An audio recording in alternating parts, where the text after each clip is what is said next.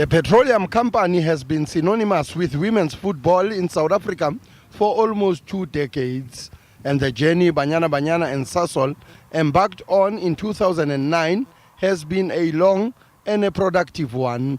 Banyana played in 2 FIFA World Cup tournaments and 2 Olympic Games in the 16 years. Banyana were also crowned Women's Africa Cup of Nations champions in 2022 for the first time after 13 attempts. But the sponsorship did not only focus on women's national team, it included the Sasol League and led to the growth of increased visibility of women's football in South Africa. The fact that the contract has not been renewed will come as a major blow to SAFA. According to SAFA's chief executive, Lydia Munyepau, the 2 senior national teams were the only 2 sides that were able to generate some income for the cash-strapped association. The majority of our national teams, especially junior national teams, are not sponsored. They're not funded.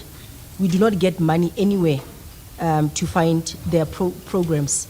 But if you had looked in the previous months in terms of how they've been, where they've been, and how they've been performing, it shows that we've been investing in these teams. Where does the money come from?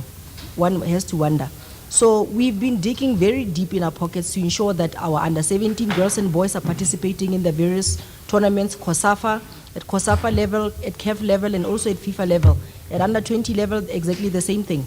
You know, the monies that the under-20 won, how much was it compared to how much we've spent on the team in preparing them for the tournaments? Now the team has to prepare for the FIFA under-20 World Cup in Chile. The Sasol sponsorship was worth in the region of 30 million rand per year. About 16 million rand went to Banyana and the rest to the Sasol Women's League. The chairperson of SAFA's Finance Committee, Nkolisi Sibam, says they'll have to revisit their funding models for the national teams in order to survive. So, but we're at a point now where these teams that are supposed to, the ones that are our revenue generators, for us to be able to have sufficient revenue to compensate them, to reinvest in the junior national team, to reinvest in our competitions and governance, that now the formula I've been using is not working. And if you look to the successful federations in Europe and elsewhere in Africa, is that they use a simple formula that a certain percentage of whatever winnings come then goes to the team, and the teams are paid their daily allowances, which is something that we are putting forward as a proposal. Several other SAFA sponsorships are set to expire this year.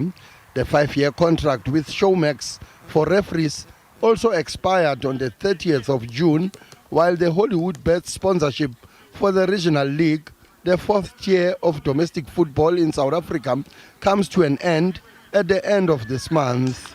SAFA's contract with apparel supplier Leacock Sportif is up for renewal at the end of the year. Sfiso Ramara, SABC News, Johannesburg.